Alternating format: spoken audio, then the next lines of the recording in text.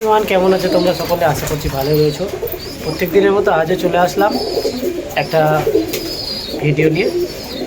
আজকে বন্ধুরা তোমাদেরকে দেখাবো যে একটা পায়রা কিভাবে বাড়িতে পোষ মানাবে।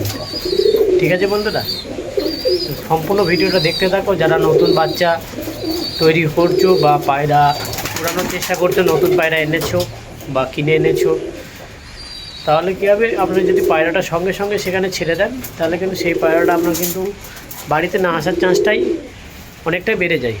একটা পায়রা কীভাবে পোষ মানাতে হবে সেটাই তোমাদের কাছে দেখাবো আমি এই সম্পূর্ণ ভিডিওতে। আশা করছি ভিডিওটা যদি দেখো সম্পূর্ণ বুঝতে পারবে। ঠিক আছে বন্ধুরা, আমি তোমাদেরকে দেখাই কীভাবে পোষ আমি মানানোর চেষ্টা করছি। তোমরাও যদি চাও তো করতে পারো। তো এই যে বন্ধুরা, একটা পায়রা যদি পোষ মানাতে চান, আপনারা কিন্তু সঙ্গে সঙ্গে যদি একটা বাচ্চা দেখাচ্ছে আপনার লব থেকে বা খোপ থেকে রেডি হলো, বাচ্চাটাকে নিয়ে গিয়ে ওপরে ছেড়ে দিলেন, তাহলে কিন্তু সেই পায়রাটা পোষ মানাতে পারবেন না। পোষ মানাতে গেলে আপনাকে পায়রাকে এইভাবে ডানা বেঁধে, যেখানে আপনার লফট রয়েছে বা আপনার খাঁচা রয়েছে বা আপনি নিচে থেকে পালেন, সেই জায়গায় আপনার পায়রাটাকে ডানা বেঁধে ছেড়ে এক সপ্তাহ অন্তত এইভাবে পায়রাটাকে বাড়ি চেনাতে হবে।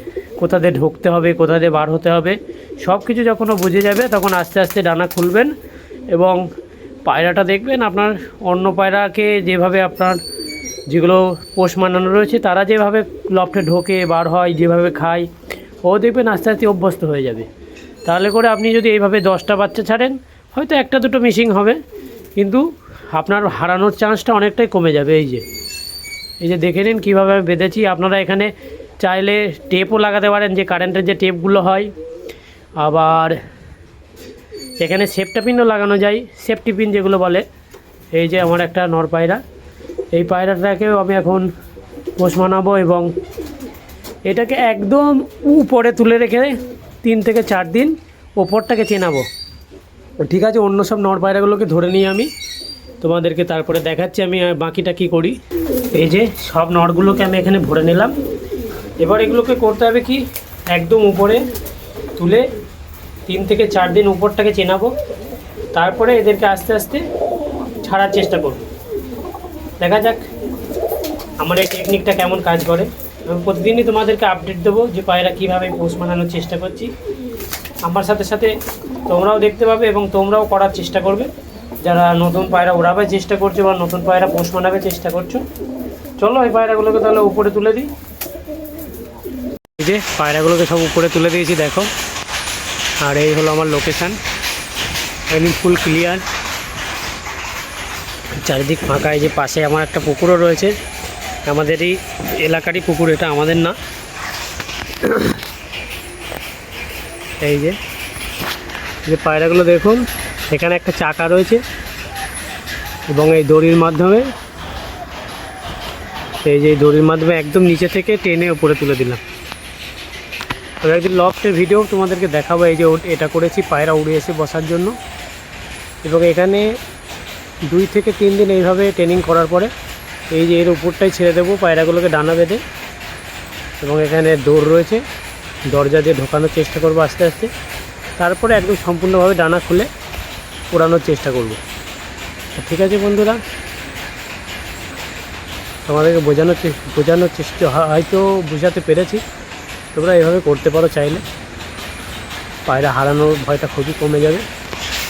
ঠিক আছে, এবার মাদি পায়রাগুলোকে সব ছেড়ে দেবো আজকে এই নেটের ওপরে। এই যে দেখছো এখান দিয়ে ঢোকার জায়গা করেছে, এখান দিয়ে সব পায়রা ঢুকবে নিচে। আর এটা নেট রয়েছে আগের মতনই, আগে এই লবটা আমার ছিল না, এটা উপরে করেছে এখন নতুন করে। এবং পায়রা যখন ছেড়ে দেবো এর ওপরে সব ঘুরবে এবং চারিদিকটা এরিয়াটা চিনবে। ঠিক আছে, মেয়ে পায়রাগুলোকে তাহলে ছেড়ে দিই আজকে, ছেড়ে তোমাদেরকে দেখাচ্ছি। এই যে সব মেয়ে পায়রাগুলোকে ছেড়ে দিলাম, এবং ওখানে এই যেগুলো নর পায়রা সব উপরে তুলে রেখেছি, ওরা উপর থেকে এরিয়াটা চিনবে। আর এদেরকে নিচে থেকে চেনাচ্ছি, আবার কালকে এদেরকে উপরে তুলে দেবো আর ওদেরকে নিচে নামিয়ে দেবো। এইভাবে করে এখন ট্রেনিং করাবো 1 সপ্তাহ, তারপরে সব আস্তে আস্তে উপরে তুলবো, উপর থেকে ছাড়বো। ঠিক আছে বন্ধুরা, তোমাদেরকে আশা করছি বোঝাতে পেরেছি। এই যে দূর থেকে আমার লফট কেমন লাগে দেখে নাও। এইভাবে আমি করেছি যতটা পেরেছি। এই যে বন্ধুরা আমার লফট ওভারভিউ কেমন হয়েছে অবশ্যই কমেন্টে জানাবে, এবং সম্পূর্ণ ভিডিও দেখতে চাইলে আমাকে কমেন্ট করবে, ঠিক আছে।